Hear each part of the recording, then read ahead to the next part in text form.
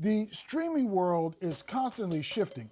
More services being added, some being taken away, more mobile offerings, some on smartphones, others on laptops and tablets. We're going to get into that in this video, focusing on a new love for Netflix, shuffling over at HBO Max. Samsung has a freebie on their newest S22 phones that you should know about, and if all these subscriptions weren't enough, it looks like you may soon be able to subscribe to your favorite piece of Apple hardware. Let's get into it.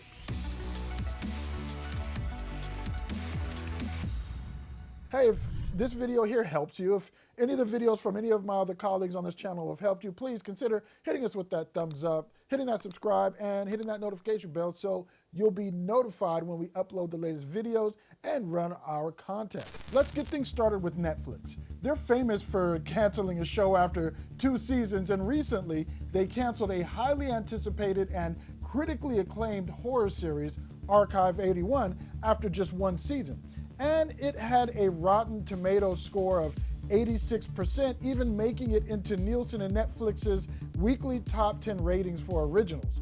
Apparently, all of that wasn't enough for the show to earn a 2nd season. I know, what could be enough though?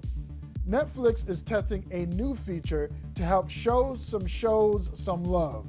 Now, you could already like something or choose not for me, but maybe, just maybe, if a show like Archive 81 receives enough love, here we go.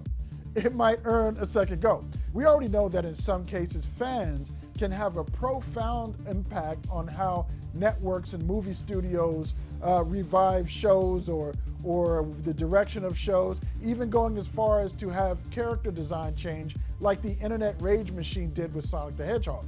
The love button is there for you love bugs right now on shows you haven't rated yet, but you'll only find it on the desktop version of the streaming giant's interface, as you can see here from screen grabs and some video I took on my laptop. So go ahead and let Netflix know who you love. Shout it from the rooftops, laptops, and you might just save your fave from an early streaming grave. And speaking of shows being shuffled around, HBO Max has some shuffling of their own they'd like you to engage with. How does this one differ from Netflix offering, for example? Well, Netflix shuffles shows based on their algorithms applied to content you've already watched. It serves up shows you haven't watched and hopes you'll like what they're put in front of you enough to keep watching it. HBO Max takes a different tact. With them, you already know what you're getting, just not exactly what. Their shuffle feature is only available for around 50 of their shows. This includes shows like Big Bang Theory, Anthony Bourdain, Parts Unknown, RIP, and Sesame Street, or even The Chappelle Show.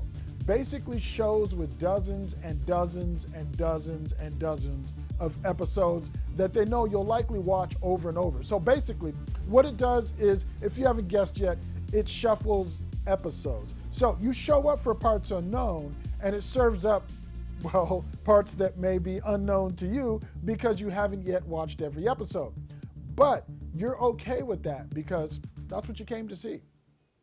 Samsung has one of the hottest phones right now. Their Galaxy S22 series is burning up the charts, but this smartphone has some little-known free TV smarts. Well, kind of. Did you know that when you bought your new Galaxy S22, S22 Plus, or S22 Ultra, that you could watch free TV? The, counterpart of it being smart is that you can watch via 2 free apps on your phone, Samsung Free and Samsung TV Plus. The coolest part of this is that you can watch live TV through the app free as well. Most of you will probably want to watch the Weather Channel, but you can get news, entertainment, sports, and even comedy by scrolling through the headings in the app. You can also pull up on-demand content with a wide selection of free movies and TV shows on demand.